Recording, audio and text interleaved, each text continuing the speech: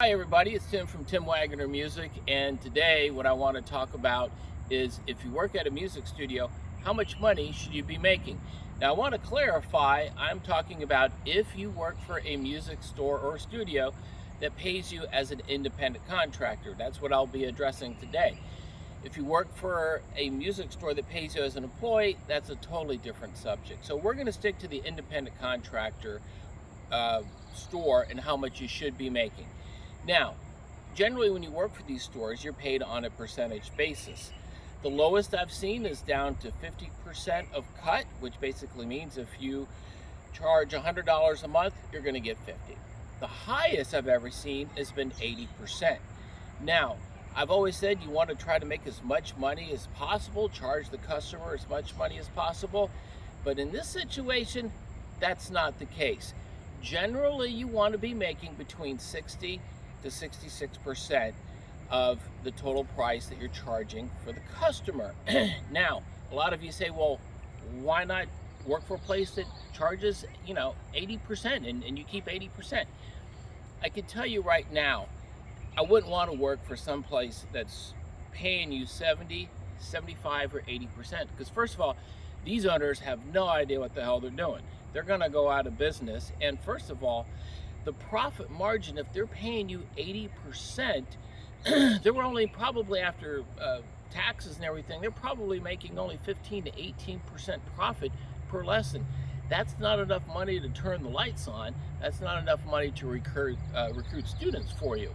And I worked for one place like that, and it was god awful. I mean, it was a fun place to work for, but they could never find students. And of course, I moved on really quick from there. The company has to have the cash to be able to get you the students and keep the lights on. A quick story, I was looking to buy a music store back in the early 2000s in Southern California. They gave me their financials, and when I ran the numbers, it was actually costing them money to have a lesson program. And what I mean by that is the amount of money that they were making off of their lesson program was less than what they were having to pay in rent. They were paying more in money in rent than they were receiving in revenue. Ridiculous. They might as well go ahead and just take in the studios, tore them down, and put up instruments for sale. Needless to say, that business went out of business shortly right after that when I decided not to purchase that store. Now, if you're getting paid anything less than 60%, they better be offering you something. Some of these stores offer you 50-50. And that's just way too low. It doesn't matter how much they fill you up. You need to be making at least 60%. There's no reason to be pulling in 50%. That's just way too low. But also too, you have to look at what's the music store providing you. Are they giving you a lot of students? Are they taking care of the billing? Are they following up with your students? What are you receiving other than a room with a light switch and a place to plug your instrument into? You have to go and look at that part. Are they giving you the students? Are they taking care of your schedule?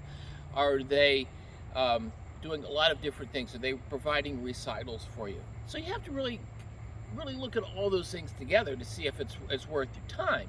But like I said, if you're getting paid way too much, I guarantee you they're not being able to find students for you.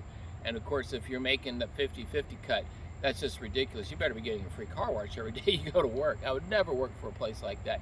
Yet, there are a lot of places coast to coast that do that, and we have desperate teachers that definitely want to get students, and they end up falling for that. So anyway, if you like the content here, please hit the subscribe button. And remember, until then, work smarter, not harder. Until then.